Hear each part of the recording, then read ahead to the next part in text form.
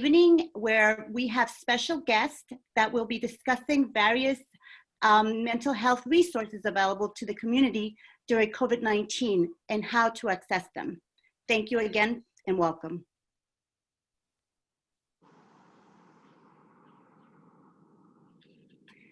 We have different language options for this evening, for this webinar. We're offering Spanish translation for this event. Shortly, we're going to turn the Zoom interpretation features and you'll see a button pop up on your screen. Now, if you would like to hear this in Spanish, click the interpretation button and choose Spanish. If you want to hear this in English, you don't need to do anything.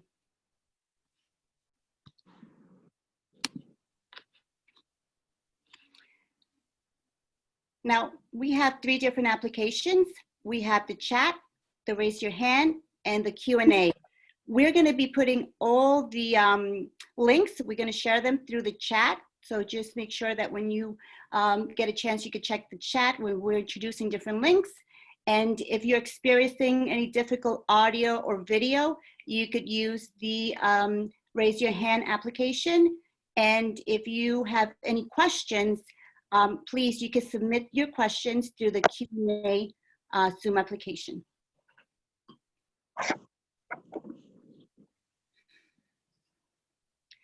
And today's panelists, we are going to actually, well, myself, Lucia Martinez, we also have Joa Gavino, Director of Communications, Melody Janza, she's External Relation Associates, and we also have a Community Outreach Work Group.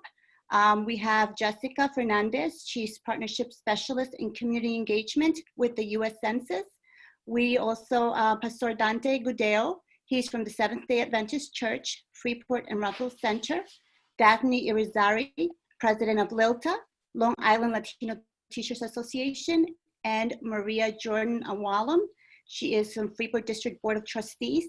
Thank you very much for joining us this evening. And Senator Brooks, this evening, he's actually up in Albany in session. So we were hoping he would be joining this webinar, but due to the fact that he's up in Albany in session, he's not going to be able to be with us tonight.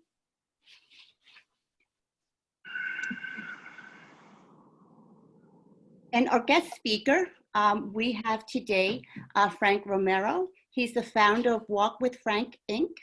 We have Claudia Boyle. She is an associate director with the Hispanic Counseling Center. We have Marcelle Lees. She is Director of Veteran Services, Association for Mental Health, Health and Wellness. And we have Ellen Ritz. She is a nurse, registered nurse with the Health Educator. She's from NAMI, Queens Nassau President of Emeritus. And we just want to thank you to our guest speaker as well for making the time to be here with us and share their expertise.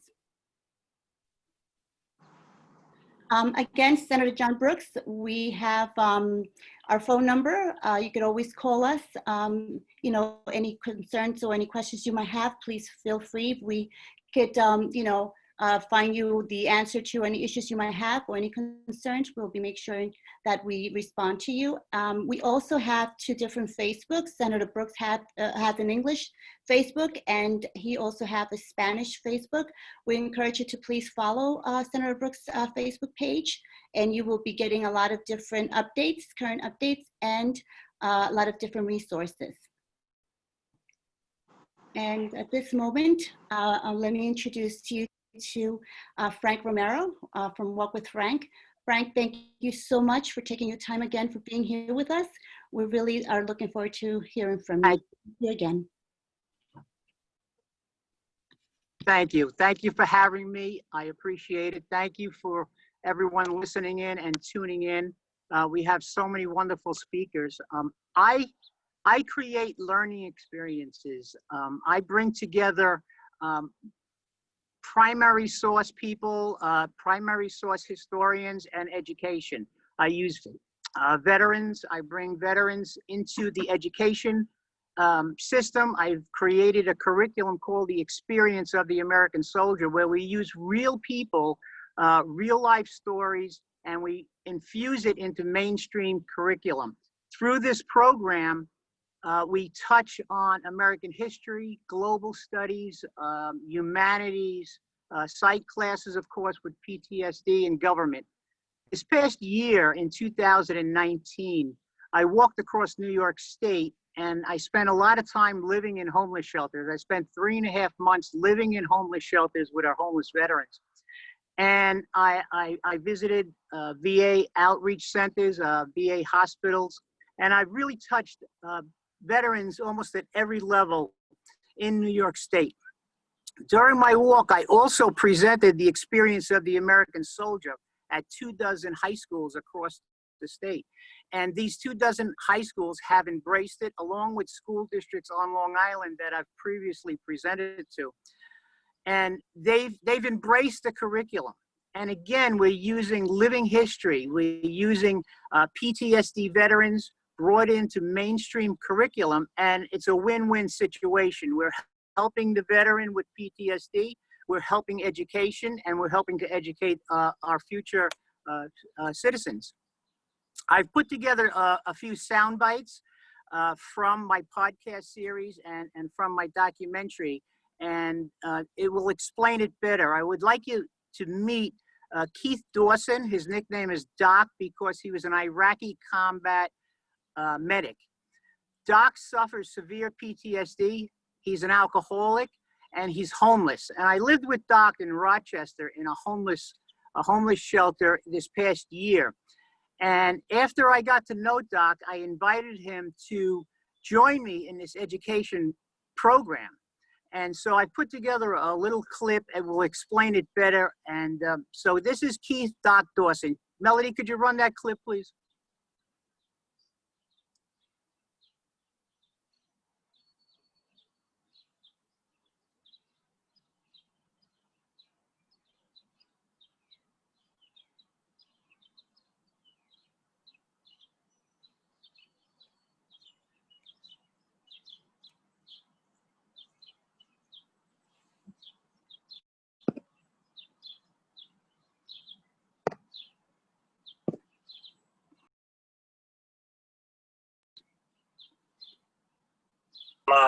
Some remembrance of Iraq and my deployments.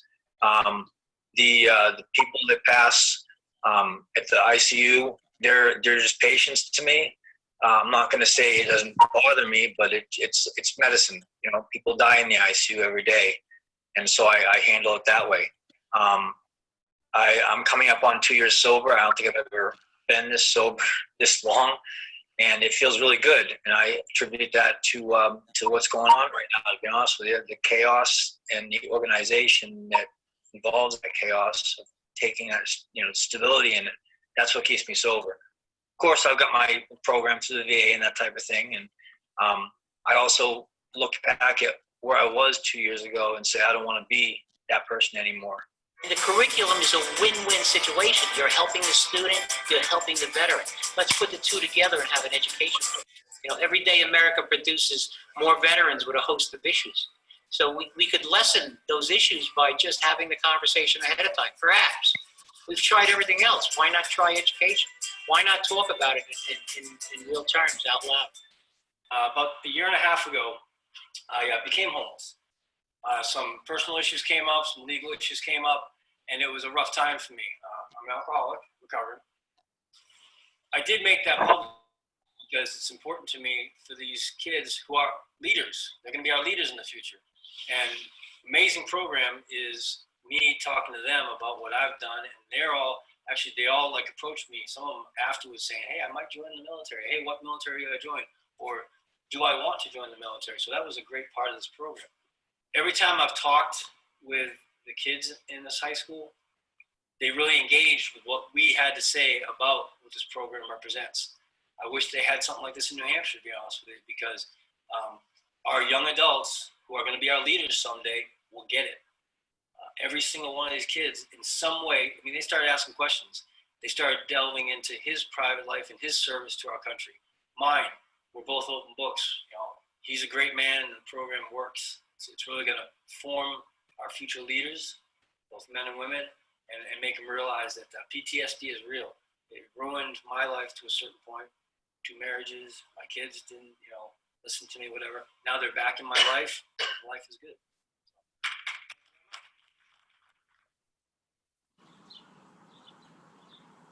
So you get an idea. Am I back on? Because I missed some of that audio on there. You saw Keith. I met him. I lived with him in a homeless shelter in Rochester, New York. And Keith transitioned and came into the education program. And he now talks openly about his PTSD, and he's helping to educate students. So it's a win-win situation, as it says. As I see our problem this year, we have mounting mental health issues, but we have defunding. We're also, besides in a mental health crisis, I believe we're in a financial crisis, or we are in a financial crisis. And funding is a big part of helping mental health and advocating for mental health. So we're in a catch-22. We need more services, but we have defunding. This past year, I've worked with the Senate Committee on Education. In particular, I've worked closely with the chairperson, Senator Shelley Mayer, and we work towards expanding these education programs across the state, including my own.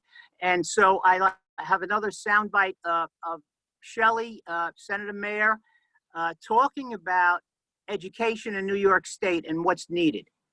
Melody, could you play that second one, please? What we're hearing from teachers, from support staff, from counselors and social workers, and folks that are that family, that village that educates a child, they're worried about trauma. And they're worried because they know the trauma they're going through. This is a scary time. It's a scary time for you and me and the big people in the world. Imagine a little kid that all of a sudden their whole world is different, and all they know is that they have to stay at home and they can't even give their teacher a hug. So what we're looking at is the social, emotional well-being of these kids. How are we looking with school funding going into next year, with considering the crisis that we're in? On the economic side, it's had an incredibly terrible impact on the state of New York's finances and all of our municipalities.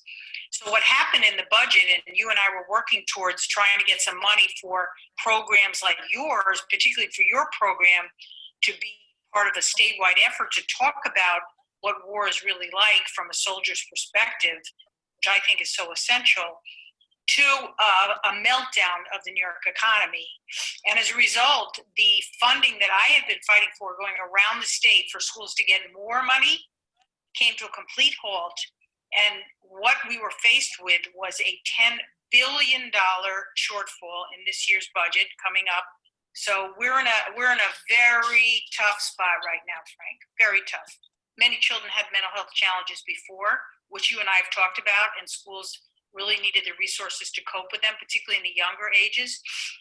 Now we have an additional challenge.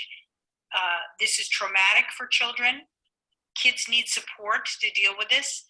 And I think there's going to be a great need for mental health support for those that are able to emerge fairly well. They're going to need propping up. And then for the range of our students, many of our special needs students who are used to structure and going to school, their friends, their teachers, all of that disrupted, that causes additional strain for them to manage. So I think we really have to think through how to provide the additional supports our students need going back to school whenever that occurs. And I think the kind of program that you have talked about, which is acknowledging and talking about mental health and making sure it's part of the conversation and part of the curriculum, is so essential. I mean, thank you. So that's Senator Shelley Mayer, and as you can see, we have multiple problems that we're facing now and that we'll be facing in the future. The beauty about this program, and this program has been adopted by dozens of school districts throughout New York State. The beauty about this program is you don't need funding. you need basically two consenting adults. You need a veteran and you need, a superintendent or a teacher. And you put the two together and you have primary source education. You have firsthand knowledge. You talk about PTSD. You talk about the experiences that these veterans are going through, like Keith Dawson, a homeless veteran in Rochester. And you talk about these experiences. How did you get there? And lay the groundwork for an open conversation, saying it out loud. I have mental health issues. I have PTSD. The program is a win-win for both the veteran in mental health and for the student. And it's been adopted by many school districts. And again, it's the funding is not really the backbone of it. The backbone is just cooperating people working together for this particular curriculum. And the curriculum is called The Experience of the American Soldier, and it goes hand in hand with, like, as I said before, American history, global studies, psych classes, of course, with the PTSD and mental health, and government classes. It goes along hand in hand. And it's a concentration, and school districts are really getting a lot out of it. Students come to me after my presentations, week-long curriculum, come to me with openly and discuss their issues and discuss their stories and share. And we're getting really good feedback. I've been teaching PTSD classes for 30 years now, and this is the culmination of it, is actually to bring it to a curriculum level. And I did that last year in New York State. So I know we're up against it in education this upcoming year. I've adapted it to distance learning now and to use Zoom and other platforms for teaching. But it's primary source documents, it's living history people, and infusing them. And living history is our greatest educational resource.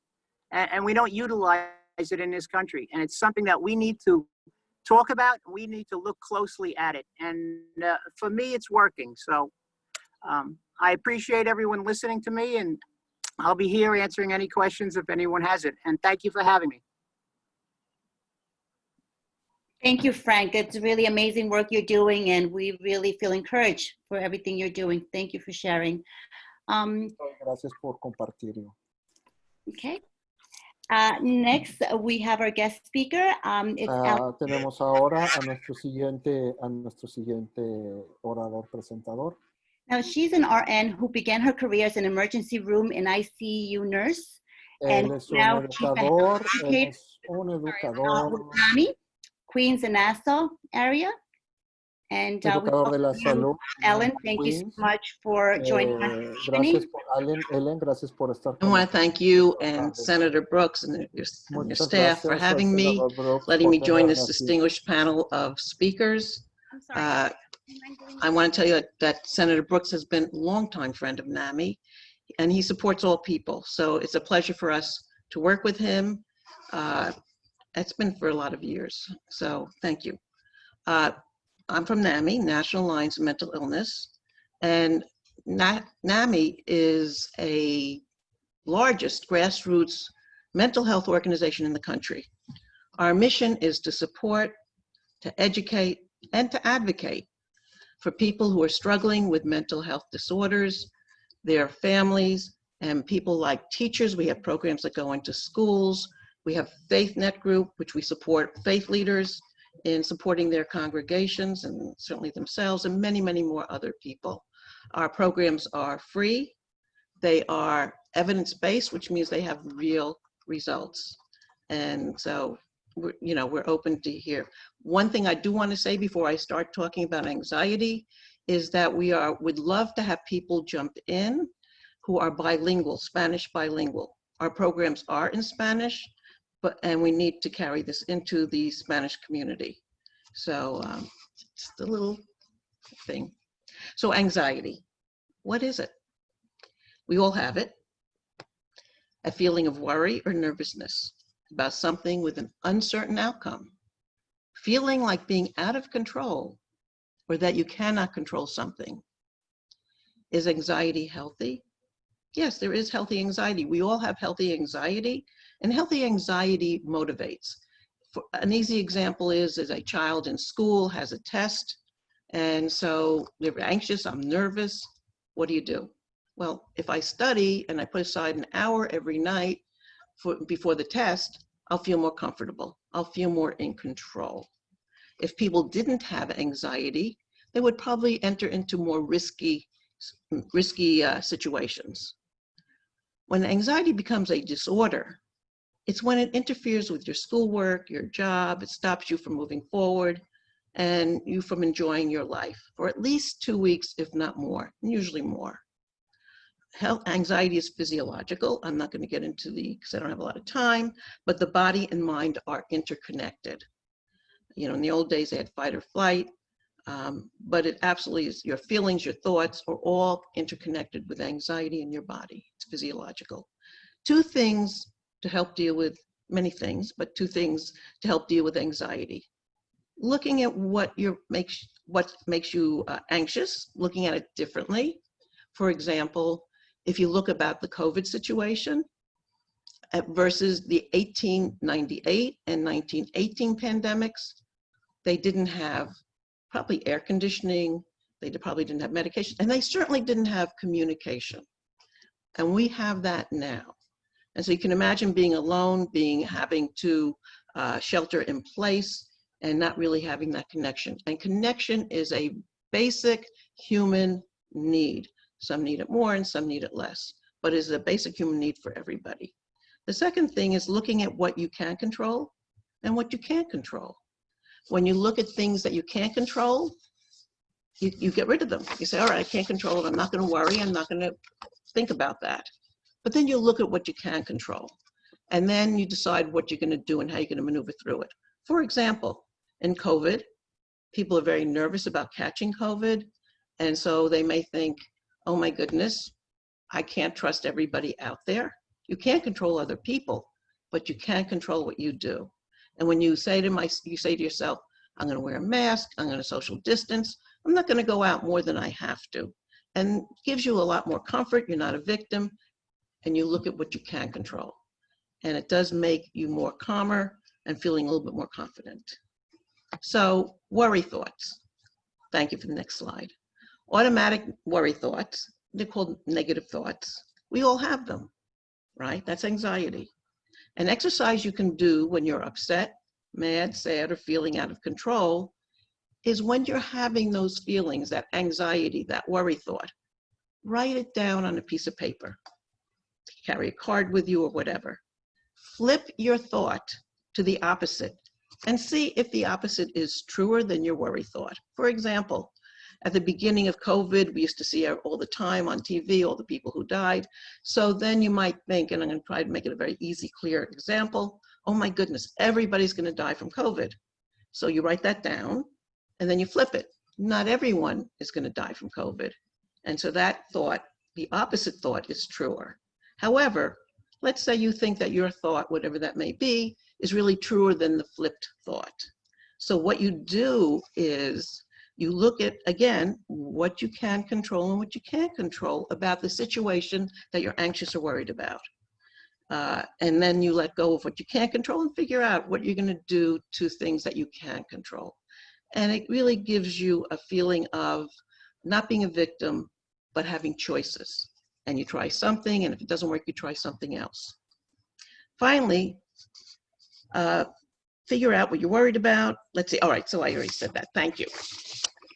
So there's another exercise you can do, and that's a breathing exercise. And this exercise you can carry, you can carry with you wherever you go, whether you're waiting for an interview or a presentation or any of the other things. So the exercise is you breathe in your head, you count to 5, 1, 2, 3, 4, 5. You hold it for 5, count to 5 in your head, and then you breathe out slowly to 10. Double whatever the number is that you're breathing in. 5, you double to 10, you breathe out slowly. It does 2 things. It keeps you in the moment, mindfulness. It keeps you thinking about your counting and your breathing, and relieves, it increases your immune system and relieves your anxiety because you're not thinking about shoulda, coulda, woulda, what do I need to do? You're just, you're just thinking about the breathing. The other way it works, it actually has a physical relaxation reflex. A physical relaxation reflex. So it does two things. It keeps your mind occupied, and actually it has a physiological effect. So other things you can do meantime that will help your anxiety, and particularly during COVID or any time. Journaling, writing down your thoughts and feelings on paper. Once it's written down, many times people feel that it relieves them, gives them perspective, and even they can go back a week, a month later and look at some of their thoughts and say, oh, wow, I thought that then, and this is where I am now. Mindfulness, that's the same thing that breathing does a bit, is staying in the moment. Some people think mindfulness is meditation, yoga, but it's doing things that make you happy, doing things that you focus on other than woulda, shoulda, have, could have, as well as what do I have to do, worrying about the future. Staying in the present is one of the most important things you can do. Of course, my mother said, why should you be anxious and worry about things that may never happen? So I try to keep that close. Exercise. Exercise is such as walking, jogging, bicycling. You don't have to run on a treadmill. You don't have to run around the block, walking a dog. Any of these exercises increase your endorphins. Those are the happiness chemicals. What it does is also they did a study for people who have psychosis, and they did exercise 30 minutes 3 times a week. And do you know it increases your cognition, which means your ability to think. So exercise is a wonderful thing. I didn't put it here, but sleep. Sleep increases your immune system. And if you can do regular sleep, which many people can't do, it is really keeps you centered, and it really helps your well-being, and again, the chemicals in your head to be a little bit more positive. Connecting with friends, relatives, via phone, email, social media, that's really helpful, that connection. Maybe people you haven't spoken with and you're catching up with. Keeping routines. Routines make people feel safe. You get up a certain time, and usually if people are not working now, and they're usually working, they've had routines, and they're sort of at a loss because they don't have it now. If you can figure out some routine with some flexibility, always be kind to yourself. For families, take time to do a project together. How wonderful. This is a great time when people are staying at home more to really to relate. And what I always say, which I didn't put in my notes, is that everybody should take a turn from the youngest to the oldest in the family and pick something that each turn, it could be once a week, it could be more, it could be whatever. Everybody take a turn in picking what the project or what you might do, whether it be a puzzle, watching a favorite movie, speaking of sharing favorite memories, family memories, or even funny ones. How wonderful is that? Begin each day with 3 things you are grateful for, or you can end them each day with that. And when you look at what you have, not what you don't have, it really also makes you appreciative and gives you a different perspective than all of these negative thoughts. Your worry thoughts and negative thoughts may not even be true, but they're things that you're worried about. When you look for the positives, it really helps change your chemicals and your immune system.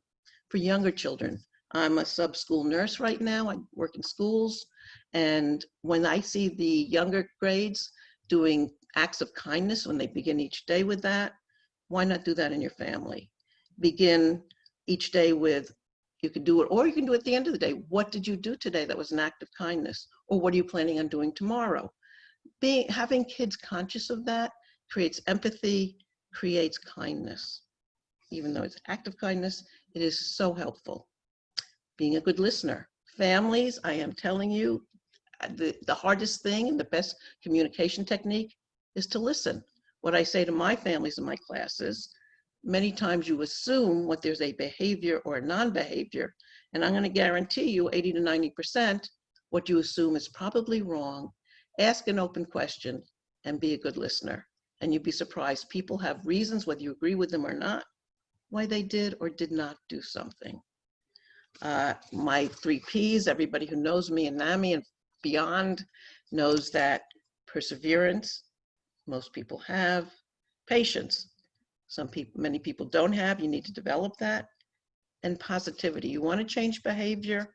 Notice for the positives. People go towards the positives for what feels good. Criticism and judgment, usually people go away from. I am going to share with you now, next slide if you want, thanks, about anxiety and feelings during COVID. You did it already, thank you. During the time of anxiety and challenge, there is no one way to feel. When we accept our feelings, we are more comfortable and can figure out how to best cope with them. Coping can look different at different moments. Sometimes just getting through the current moment is enough. Other times it is helpful to do something differently that will help change our feelings. And remember, there is no right way to feel right now. However you're feeling, however you're coping, you are surviving, and that is enough right now. Be gentle with ourselves. Be gentle with yourself. And this was by my daughter, Michelle Ritz, who's taught me a lot and has had her struggles, but I have been blessed for her to give me a lot of insight.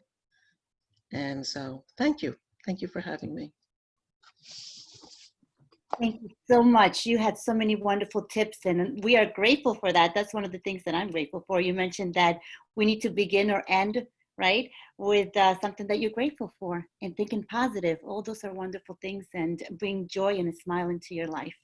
Absolutely. Thank you so much for really sharing with us those wonderful exercises as well. Thank you. Our next guest, please help me welcome Claudia Boyle. Claudia is an associate director from Hispanic Counseling Center. Claudia, again, thank you so much for taking your time to being here with us and sharing your expertise and resources available that Hispanic Counseling has. You're very welcome. Thank you so much for having me. And Ellen, this is a wonderful way to follow you because, you know, what I'm going to talk about is more of a professional way of helping those people who are dealing with not only anxiety, but also depression. And it's wonderful. Thank you so much for your tips. And it was great. It was a great presentation. I'm going to run through a little bit of the programs that we have at the agency to help with mental health issues, including what Frank spoke about and every other issue that the populations or the underserved populations deal with in terms of mental health, substance abuse, and all other issues that we deal with on a daily basis. So if you want to go to the next slide, this is just a general list of for everybody, but this is more the specific of what we do. So we have the chemical dependency outpatient clinic, and our outpatient clinic offers individual, family, and group counseling. We have psychiatric evaluations for the patients. We do medical screenings as well. They have a tobacco cessation part of the treatment. They help people deal with that part, psychoeducational series on addiction. So we believe that when we're treating, we have both prevention, which is underneath, and I'll talk a little bit more about, but we also have treatment. So it's a little bit of both. And the treatment talks about, you know, we see the person and yeah, you're going through something, but we also want to educate you and give you the opportunity to talk about why it is that you think you're doing it or what you're struggling with. So we have the piece of psychoeducation besides the individual and the group counseling. We allow them to learn about habits. We allow them to, or we teach them about why they are where they are and what can they do to help themselves through this situation. We handle crisis and family intervention. We have the adolescent program. We have like specialty programs. We have the adolescent programs, the women's groups. So we try to speak to them on their, you know, based on what they need. But something really unique and fun about this program is that we also deal with the significant others. So if you have a client or a person who is going through substance abuse, a lot of times they're not ready. They just don't, they're not ready to deal with whatever it is that they're going through. But then you have the significant other, their parent, their wife, their husband, their children, who are the ones who are on the opposite end of it, and they're desperate. They need someone to guide them. They need somebody to be there for them, to tell them what to do and how to help that loved one that's not ready to be where they need to be. So we have a program just for them. We allow them to enroll and be a client and come to sessions and discuss what it is that they're going through. And we provide psychoeducation for them as well to be able to deal with those feelings. In the prevention side of the chemical dependency outpatient clinic, we work with the kids really, really young. We start in the school districts and we teach them 4th, 5th grade. We use evidence-based practices as well. And we teach them about drugs and alcohol and not only at that level, but also about life skills. We teach them about being assertive. We talk to them about how you get there and what you can do to figure things out before it becomes a problem. And then, of course, we connect them with any information, outreach, referrals for anybody who is at risk of using drugs or alcohol, which is a kind of a neat program. Alongside, we have the domestic violence and the nurturing parenting program. So in the mental health clinic that I speak to a little bit about a little later, we work with the victims. But in this particular program, it's a domestic violence accountability program. So again, it's about education, it's about self-awareness. So we teach the perpetrator, and through an evidence-based practice as well, what it is that's going on. It's 26 weeks of psychoeducation, of therapy, of talking about, why I did what I did, why did I hit my wife, why did I hit my husband, what's going on, so that you can also take ownership of the changes that you're going to make in your life. Because it's not about, what's wrong with you? It's also about, I did something that I don't want to do. How can I make it better? So it's a wonderful program. It's 26 weeks. It's very intensive. It's once or twice a week.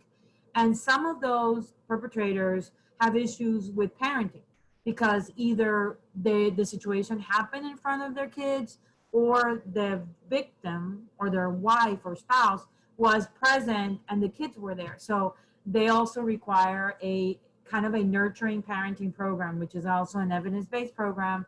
It's 16 weeks.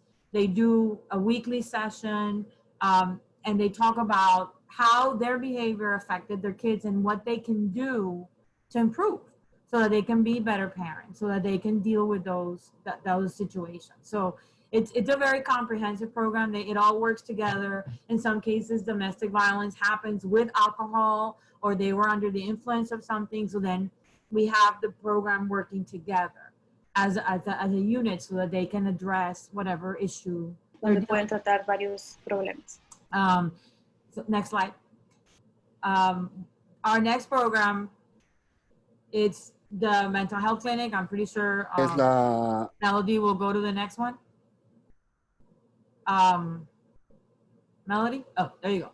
So the mental health outpatient, it's not like I don't know it by heart because I present a lot, but the mental health outpatient clinic is very similar to the chemical dependency clinic, but we deal with, we start younger. We have kids as young as 5 years old, and our oldest patient is 92. So there's no age for you to get help with your mental health issues. As well as the chemical dependency clinic, we have mental health, individual, we have family, we have group therapy. The clients are able to get psychiatric evaluations as needed, medication management as needed. We have, because we are the only bicultural, bilingual mental health clinic in Long Island or in Nassau County, we get a lot of referrals of Spanish-speaking folks that are high risk, that have crises going on, that they don't really have a lot of people to talk to. So we have those on a daily basis. We do high risk clients and crisis intervention. And like I was saying before, the perpetrators are in the domestic violence program, and we deal with, in the mental health clinic, with the victims.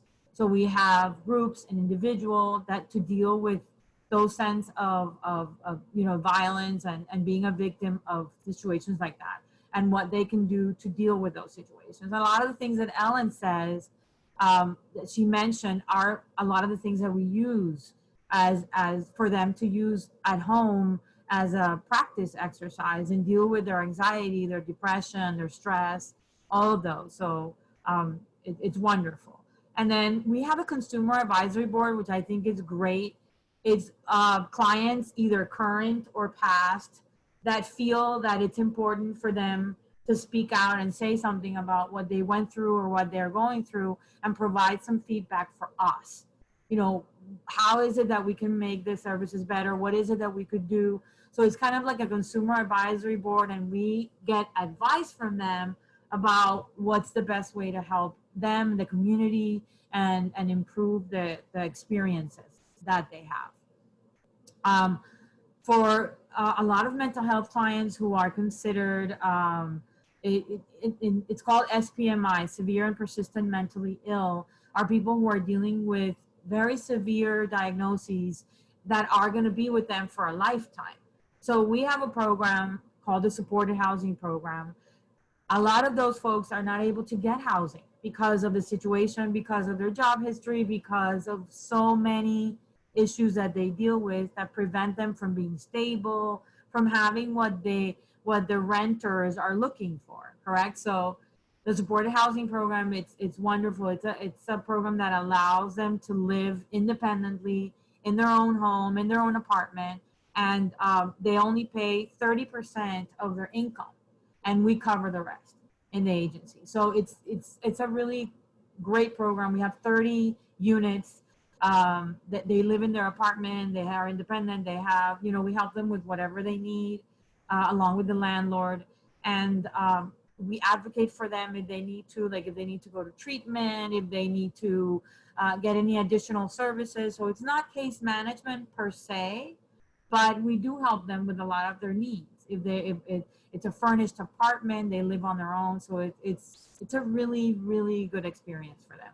And, you know, a lot of times we don't have anybody that wants to leave. So we've had people live in the supported housing program for years, 20 years, 19 years. And that's the way that they have some stability in their lives. So it is great. We also have the Health Home Care Coordination Program. It's basically for people who have so many things going on at the same time in their lives that a lot of times they're not able to function.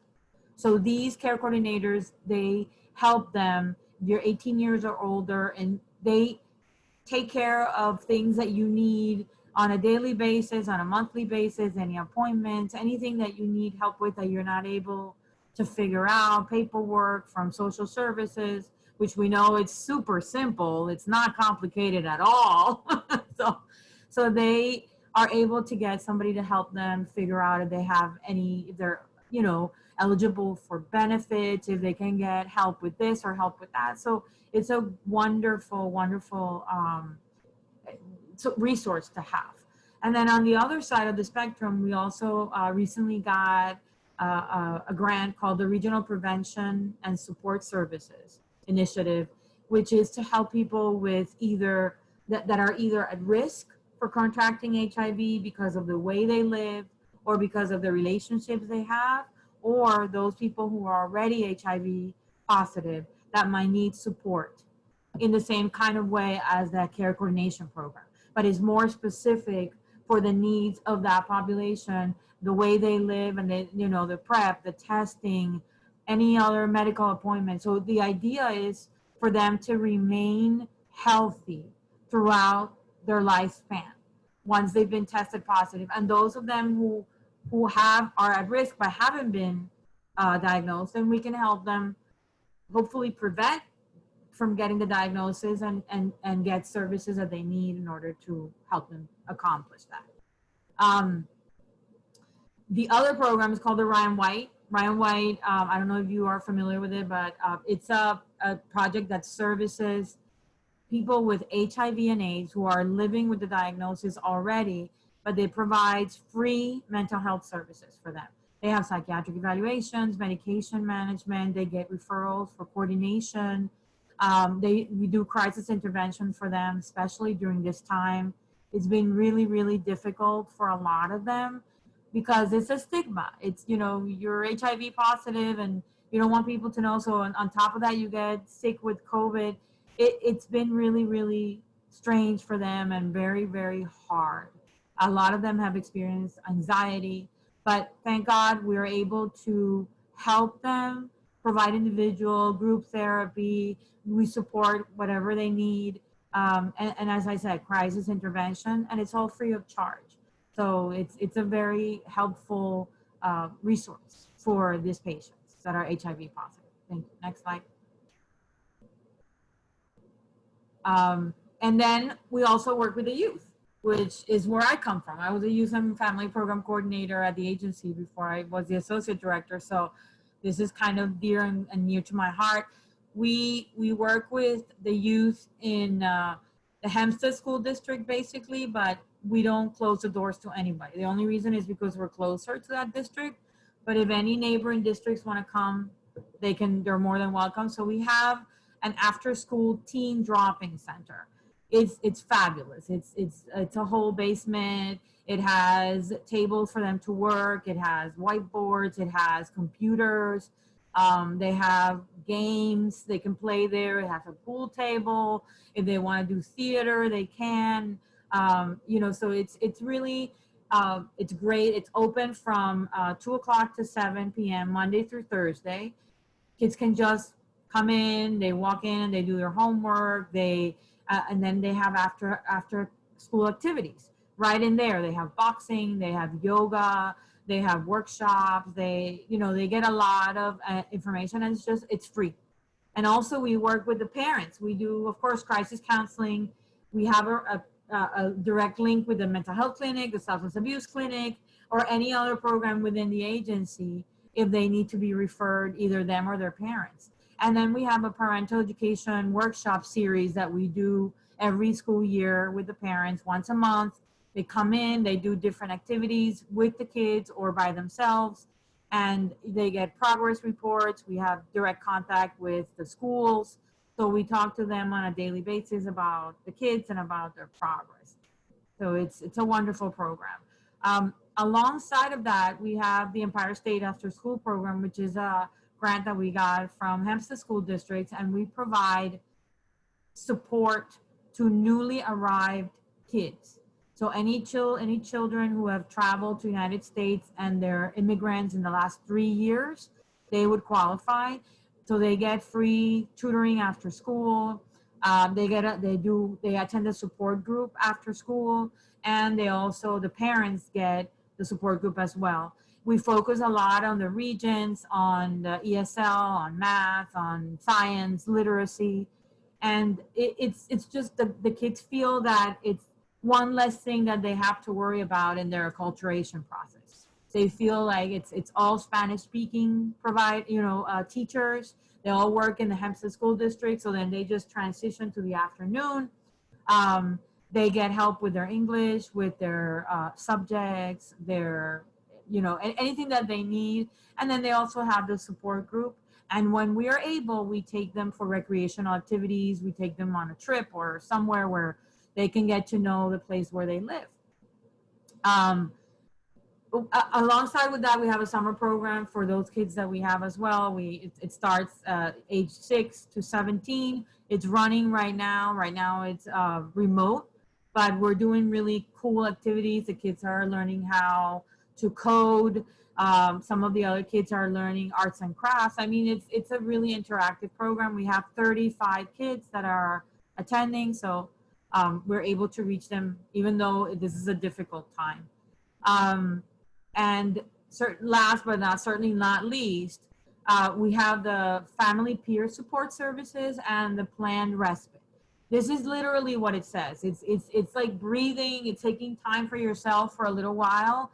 So we take the kids, we go pick them up at their home, we bring them to the agency, we do groups, we do activities for them, we learn them we teach them how to socialize, how to behave, because these are kids that have been diagnosed with behavioral issues or severe ADHD or a mild delay. So then what happens is that they sometimes don't know or don't know how to control themselves. So we use the activities that we have in the groups to teach them how to socialize, how to behave, how to do certain things. So which is kind of like a fun and learning activity at the same time. We also have parents in that program, parent advocacy for the parents, because a lot of times the school districts have a difficult time with kids who have behavioral issues. So it's like they're put aside or they have problems. And our parents, most of them are Spanish speaking, and they don't know what to do. They don't know what the next step is. They don't know the resources they have available. So we play a role for them, and we advocate for them. We talk to them about what they can do in the school. So it's a great resource.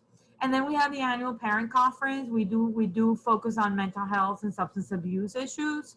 So we bring the parents to our agency. We usually have 35, 40, 45 parents, and we talk about different issues: mental health related, substance abuse related, anything that has to do domestic violence, parenting. And it's an annual commitment that we have, and it's very well attended.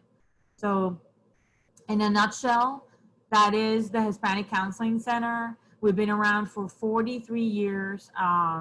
We are in the community, in the heart of Hempstead, and we just love what we do. Every single one of the employees is bilingual and bicultural. They're either born in their country and moved here, or they're second generation and they have Hispanic parents. So it's a different environment. Patients feel, that the janitor all the way up to the CEO, everybody speaks Spanish, everybody they feel welcome. But we don't only serve the Hispanic community. That's an important thing for you guys to know. We also have a lot we serve the underserved population. We serve whoever needs to be served. But because we are bilingual, a lot of the Hispanic population, gravitates towards the agency. So you can go to our website, our Facebook page, any other information you need. My email is in the presentation, so please feel free to send me an email, and I will try my best to respond to you in a timely manner. Thank you so much for this great opportunity, and God bless you all. Thank you so much, Claudia. That was so much information, a lot of resources that you have available. It's good to know that. It's really good to know because, sometimes we don't know where to go or, so thank you so much for sharing all the wealth of information that you have, family peer support and different prevention. So just thank you for your time and sharing with us. You're welcome. At this moment, it is my pleasure to introduce Marcelle Lees. She is the Director of Veteran Services Association for mental health. And we really are grateful for you to be here tonight to share the resources and what the program has to offer for the veterans and any other community. Thank you so much for being here with us.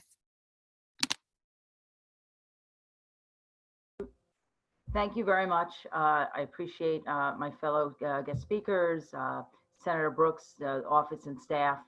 I'm going to take this opportunity to kind of switch it around a little bit. My experience working in the veteran population over the last 7+ years, I'll preface it by saying I'm a retired Chief Master Sergeant. I spent 24 years in the Air Force. So I'm somewhat well versed in the culture.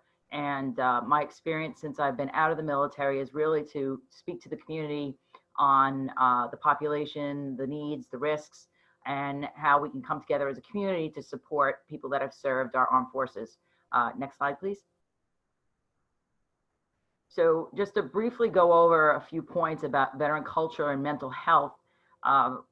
Most of us are aware that post-traumatic stress disorder, or PTSD, and traumatic brain injury, or TBI, are the quote-unquote signature wounds of the modern day OEF, OIF, the Iraqi Freedom, Enduring Freedom, basically the post 9/11 war that we've been in for almost 20 years. Those are the signature wounds. And the reason why people are coming back more, the service members are coming back more with these injuries, is because with technology today, modern medicine, and the ability to get them out of the war zone, they're surviving the physical wounds, but they're bringing back the emotional wounds. And that is what we're seeing more than anything in this generation of our service members, returning veterans. And we've seen it in our history generationally, but it's not as prevalent then as it is now. A little fact about New York State, the Health Foundation posted this information: 22% of returning post 9/11 veterans in the state have a probable mental health diagnosis, with a 16% screening for major depression and post-traumatic stress disorder. I'm going to frame that out right now. And when we get into a little bit more dive into why this is so important to understand these statistics, I think you'll see the risks that we have here in the population. And it really goes to culture. And veterans are reluctant to seek help. You know, we come from a culture that encourages that macho aggression behavior and discourages talking about problems. How does the first responder helping professional come back and say, hey, I need help? So, you know, it's more prevalent in the population that we don't seek mental health, you know, diagnoses. We don't look for mental health care because it's the stigma that's assigned to it, and there's a risk. Veterans are not openly admitting, you know, and being honest post-deployment about what they're feeling, what they're experiencing. So they really just want to get home to their families after being away for long deployments. So they're just going to check the box and say, no, I'm good, I'm good. You know, they're not coming off of the aircraft saying, hey, I have PTSD. This doesn't usually evolve until months and years later when they try to reintegrate into the community. Many veterans coming home have concerns about, again, the stigma about having a career-ending diagnosis, because they feel that if they're not able to show that they are strong and you know, and move forward in their careers, that there might be you know, a risk to their and it's been seen in the military. People that have come back that have had mental health diagnoses, it's a career-ending situation, and so they just don't openly identify. Next slide, please.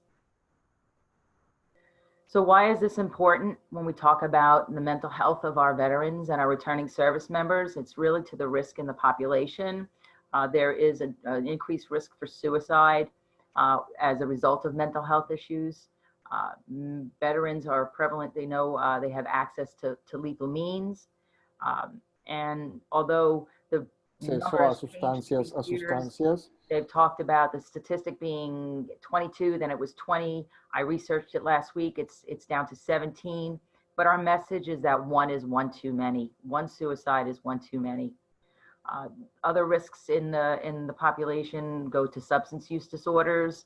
There's a lot of prevalence in alcohol addiction, use of illegal substances, you know, substances that could be you know, prescribed as you know, opioids, and then it goes into you know, street drugs, and you know, the abuse of narcotics in general is unfortunate because of the self-medication and trying to mask the pain of the post-traumatic stress and any of the other issues that they're dealing with that are not being treated.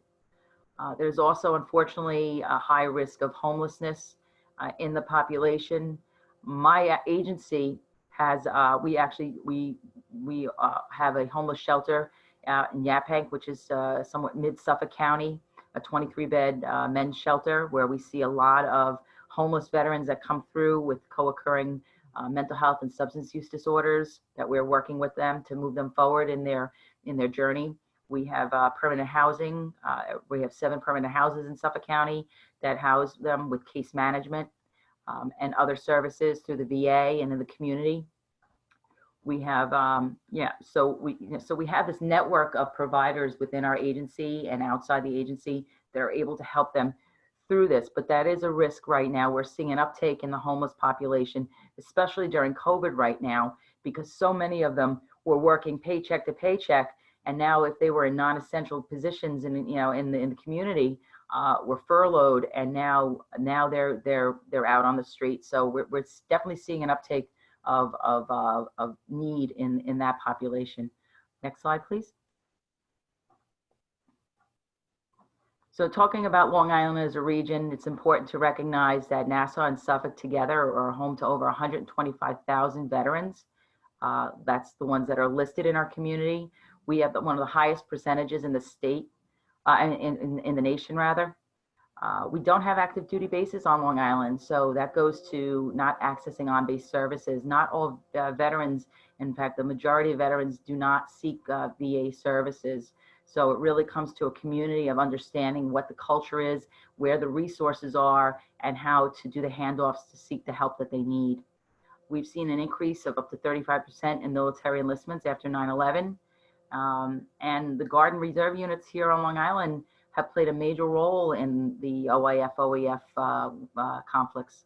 And so at certain times we were over 40% of the total force overseas, and then they come back and there's multiple deployments. So that's an ongoing issue because you're not connected to a community that's really familiar with the culture of being around a military base.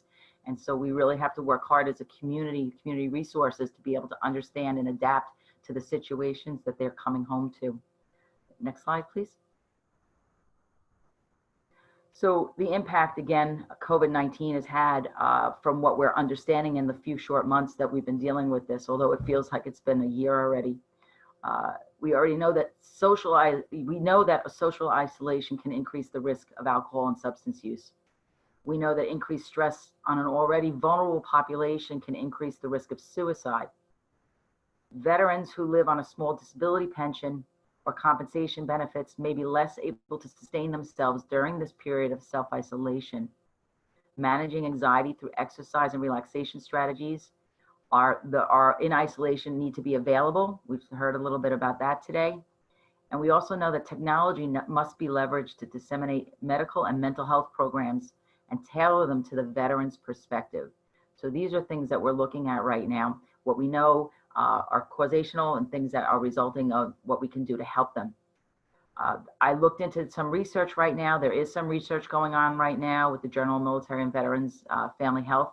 They wrote a study and it's being peer reviewed right now.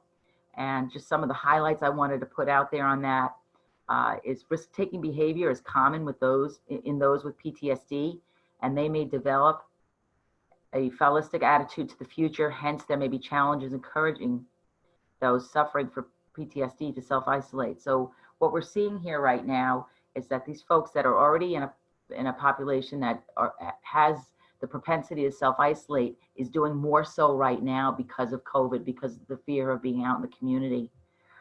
The emergence of the threat of coronavirus pandemic has a major impact on the environment in which mental health care for veterans and former service personnel needs to be sustained. We need to continue to be able to provide them the mental health treatment that they need to be able to move forward in their lives. And again, the impact of this, although with telehealth, telemental health, not everybody has access to technology. And that goes back to having that access to care. And the challenges containing the spread of the infection places a major demand on all health resources, but particularly general practices that are likely further to limit their capacity to respond to the health needs of veterans. We're finding it's very difficult to get appointments. Now that offices are opening up, it's still a challenge to get to them. And so we're seeing that impact in our veteran community, and we're looking to find answers on how we can get them the help they need. Next slide. So Northport VA here locally, they have had the information on the COVID cases that they had over the last recent times, and this is just a quick snapshot of what they're dealing with up there as of this last week. And they really are doing their best right now to contain it, control it, and be able to continue to give the services to veterans, open up the doors so that they can receive treatment. Next slide. This slide talks a little bit more about the suicide risk, and I don't want to go into it too much, but I just want to mention that veterans are at a higher risk of suicide than non-veterans in all age groups. Mental health, substance abuse, and financial and relationship problems were more common in younger than older veterans. Veterans at the ages 13 to 84 had the highest rate of suicide back in 2017. I'm not going to go over through every bullet. I just want to just bring it home because I'm conscious of the time. I really just wanted to mention that around the female population, we're seeing a higher rate of suicide compared to civilian females. Again, there's a lot of research on that and why women veterans do not access care, mental health care. Most male veterans use firearms, and approximately 70% of the veterans who took their own lives were not regular users of the VA, and that's why it's so important to connect them to community-based resources if they're not reaching out to the VA for services. Next slide. So what do we do? Taking care of mental health. We have some, I have a slide up here. I don't know if you can see it. We have some helplines that we provide to veterans in the community, and this is just a few slides right here, this slide, and if you go to the next slide, I want to talk about that real quick. Some of the local resources right here, and I'll just touch real quick on the Joseph Dwyer Project. That's a program that's near and dear to me. I know it is with Senator Brooks. He's helped us advocate for funding in the state Senate over the last several years. This is a peer-to-peer program. It's veterans helping veterans. We are a group of trained veterans. They're not just people that have served. They're people that have served, that have been trained in how to deal with responding to people that are in crisis, and being able to do the handoffs to the appropriate resources in the community. We deal a lot with the Vet Center programs. The Vet Center programs deal with combat veterans. They have counseling and crisis intervention for like I said, combat veterans and their families. So again, these are just a few of the resources. We have community partners with Northwell Health. We work with local clinicians to be able to get them the resources. But the peer-to-peer program, the element of that is building that trusting relationship and getting the veteran to go to the help that they need and be able to get them to trust outside clinicians and outside service providers. Next slide. So that's all I have right now. I'm sure if there's any questions, I'd be happy to answer them. I appreciate your time. And again, thank you so much for all your support in the community to our veterans. Thank you so much. It's really appreciated, Marcel. You know, the fact that, you know, there's a lot of different resources for the veteran community, you know, the homeless services for the veterans and the permanent housing with case management. Really, thank you so much. And we appreciate your time and all the knowledge and all your expertise that you bring here. Thank you so much for joining us. I know we have a couple of questions, but we're gonna wait till the end. Right now, I would like to welcome Jessica Fernandez. She's the specialist from the United States Census, and she's gonna be sharing a little bit about the importance and why we should really be counted for the Census 2020. Jessica, thank you for being here.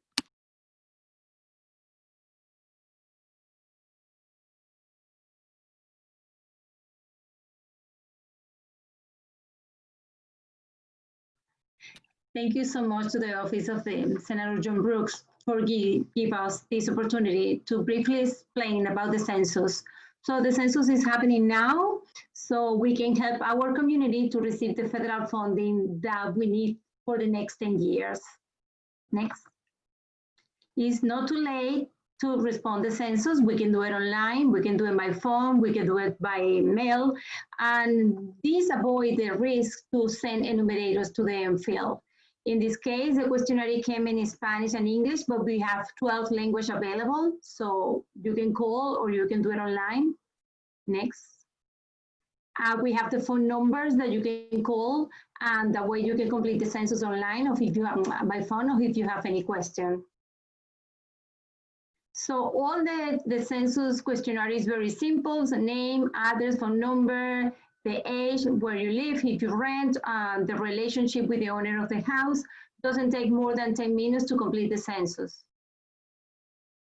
And we are in the 57%. So every day we can have a live self-rate. So right now it's very important for us to help the New York State to complete the census. The next one, this is a little bit how we are. All the zones that you see with a clear blue or yellow is that we need to reinforce the self-response. Next one. And we need your help. We need your help to encourage people to participate. The census is easy, it's safe, it's important, and is how we can shape our future for the next 10 years. So thank you so much again for this time, and please remember that census is happening now. Thank you. Oh, wow. Thank you so much, Jessica. And right now, I just want to take this opportunity just to thank Senator John Brooks for making sure that our community is informed of the various aids and resources available in this critical time. So Senator Brooks really would like, you know, sends his regards. And like I've mentioned earlier, he's up in session in Albany, so he wasn't able to join us. but we're really grateful to him. And also it was an honor and a privilege to have our guest speakers here today. Frank, Ellen, Claudia, Marcel, and Jessica, thank you so much for sharing. I know that many of the people watching and joined us this evening have a lot of more resources available, and just want to say thank you to each one of you, and also our work group. Thank you so much as well, Maria, Daphne, and Jessica for being here, Melody and Joe. But if you have any questions, we're going to go to questions right now. If you need to ask a question, you can again go to Q&A and we'll make sure we respond.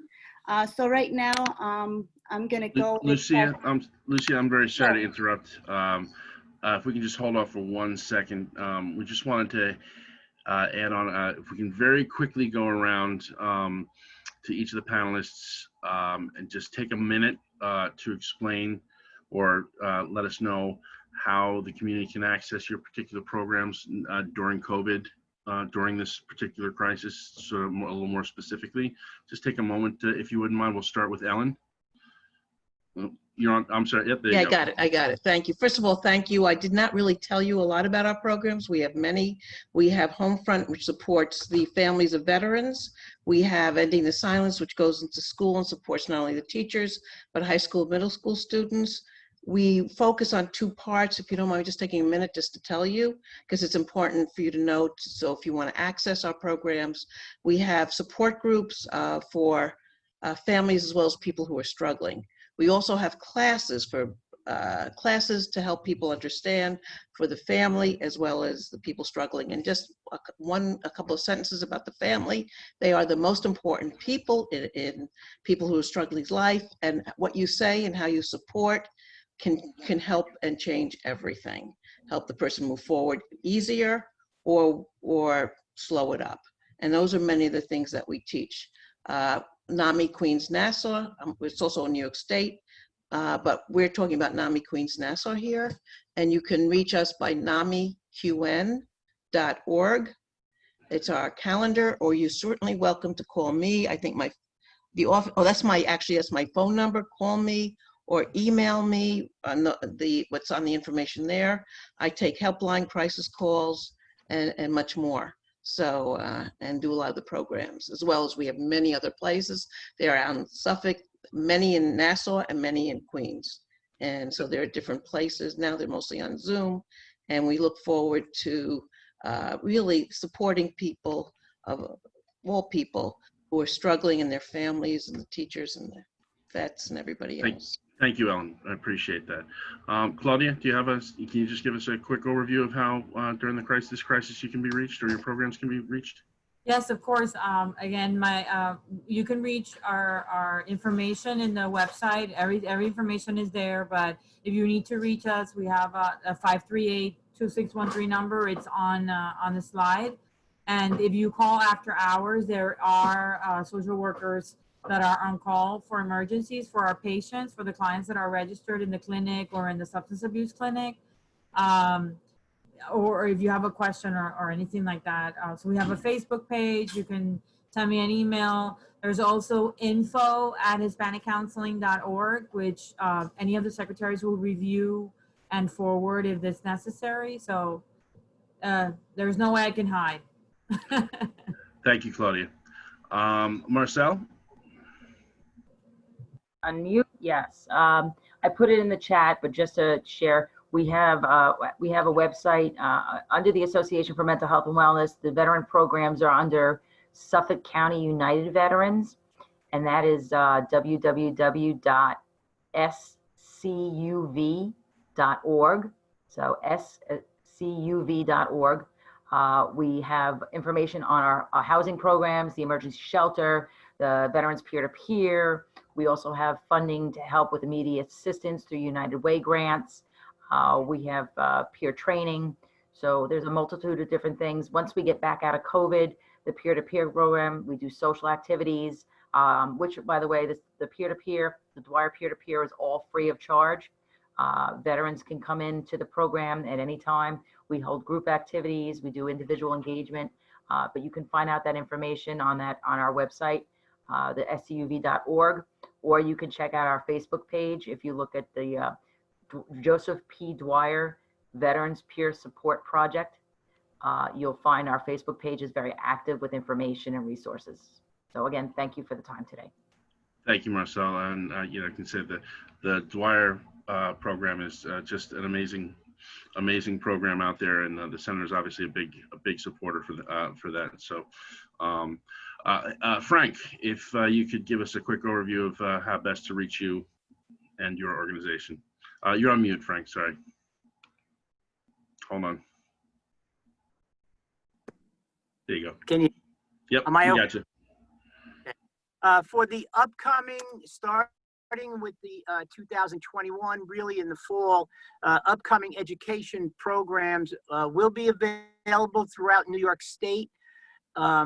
Every town has veterans in America, and of course, every town has school districts. I pair up the two together. For more information, you can find out about me and my programs. Go to walkwithfrank.org. If you are an educator and would like to set up one of my programs in your district, in your school, you can go to thesoldierstory.org and you can access the curriculum.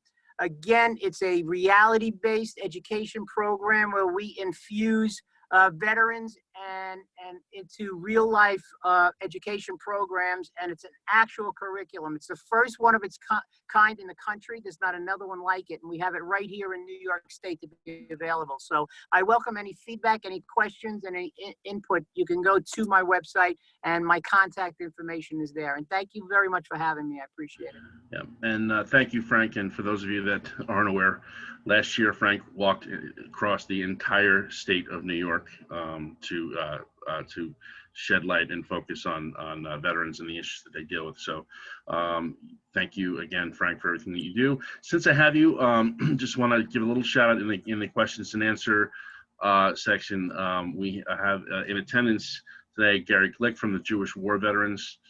Would like to just basically reach out to you, discuss helping to work, working with you and helping with you. We'll get you that contact and information. And Gary, thank you for being here. Gary's another person that does a lot of amazing work in the community. So if anyone has questions, we do have a few here that we'll go through. But if you have questions, you should have a raise your hand button option. If you do that, we will, I'll get you, get you in turn to see if we can get your questions. But in the meanwhile, I have a couple that have been asked already. Frank Gottschalk is asking, what ages do you feel are appropriate for your, for your program? For my program, I believe high school, entering into 9th grade, 10th grade, when you get into American history, and then of course in the 11th and 12th grade when you get into global studies and psych classes. But I would direct my programs. We talk about real situations. We talk about PTSD. We talk about mental health. We use primary source documents like letters, war letters from actual war, hands-on letters from soldiers, and the students actually get to handle them and read them. So I would direct these education programs at the high school level. Okay, thank you. Again, if anyone has any questions that they want to ask at the moment, please raise your hand. No, that sounds kind of weird, but you can do it. I have a few more that I'm trying to dig up right now. Hold on. Sorry. So anyone that is looking for contact information for any of these groups, we are, of course, posting them right now in the chat option, links and contact numbers. But we are also, we will also can provide you with that. We can email them to just contact us at the, the Senator's office. We also have a newsletter that goes out where we'll be including this. We'll also be posting this on social media. I'd like to give a shout out to Tim Denton, who's here in attendance. He is a editor and journalist from the Long Island Herald, is very connected with local communities and cultures. And he is basically suggesting, just wanted to suggest to all of you, the panelists, anyone out there, that reach out to the Herald, let them know about these programs. They'd love to cover them. They'd love to talk about them. They'd love to get them out there. So thank you, Tim, for, for suggesting that. Anyone else have any questions?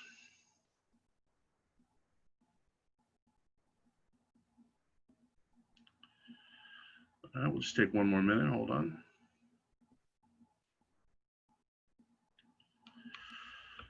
Try one more here. Is the ESL program at HCC only for Hempstead students? Unfortunately, because it's the Empire State funding, they only require us to do it through the school district that applied and that got through it. So yes, unfortunately, right now, it's only for high school Hempstead students that are newly arrived. Okay. Thank you. Sherry, don't be discouraged if that's not the case for you. Please reach out to the senator's office. We will do what we can to find something similar, if not, whatever. There's a lot of great programs out there. There's a lot of great opportunities. Do not be discouraged. Contact us directly and we will help you find the right program. I'm not sure who to direct this to, but I'll see if anyone wants to take it up. We have more of a suggestion actually from Steve Kaler, asking, do you think people should take complete precautions against COVID? For starters, would that mean spraying your mask with cleaner before putting it on? Also, if people are worried or depressed, how about taking up laughter yoga? Which actually sounds kind of cool.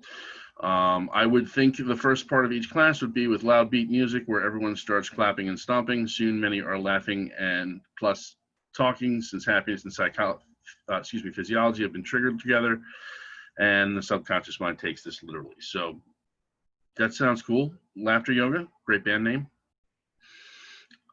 Anyone want to take a stab at that? Actually, I did laughter yoga with a friend a few years ago, and it's fun. I don't know how prevalent it is now, but it was fun. It was actually fun. Well, I think it goes along with what you were saying earlier about just the idea of the endorphins and that type of thing.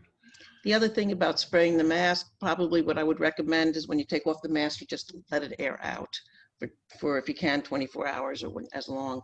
I'm not sure if spraying matters one way or the other. When you come home from outside, first thing you do is wash your hands, and for at least, 20 seconds? But you wash it, you're supposed to sing happy birthday twice or something, but just wash all around the fingertips and everything else. Those are the three: the mask, the social distancing, and washing your hands are really the most important things. And being prudent. Thank you. What you do. Thank you, Ellen.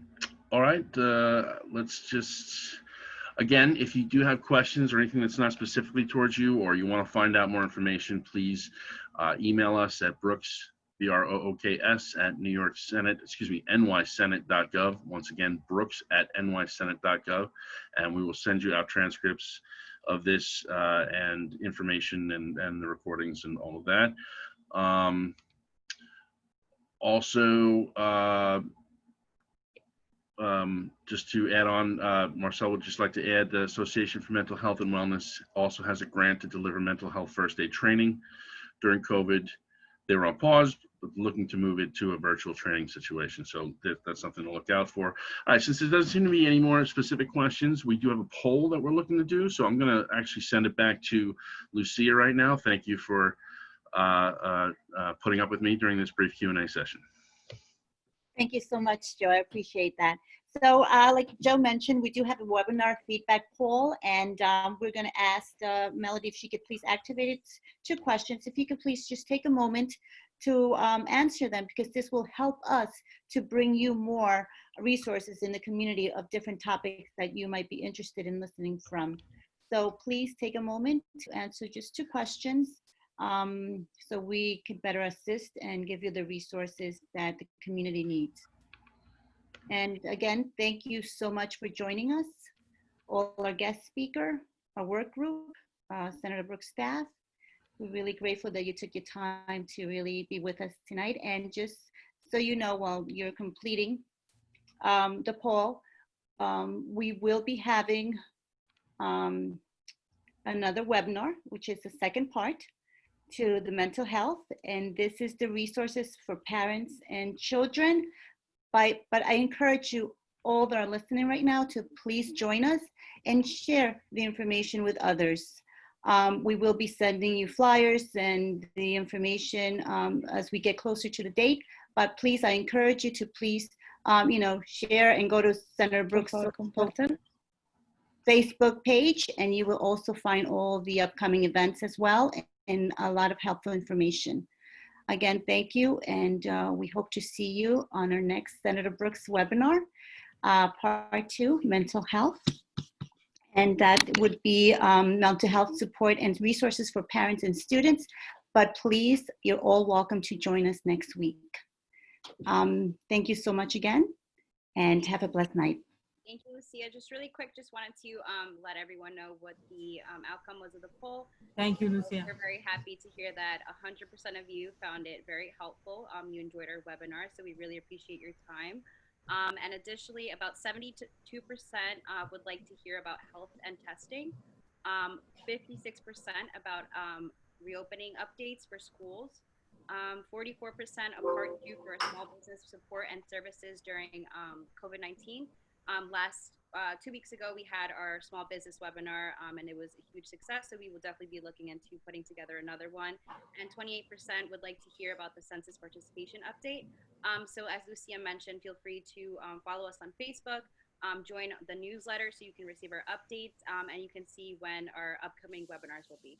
Thank you so much for your time. We appreciate all the panelists and our work group for joining us this evening, and I hope you have a blessed night. Thank you. Thank you. Thank you, everyone. Thank you. Thank you. Have a good night. Good night, everyone. Thank you. Good night.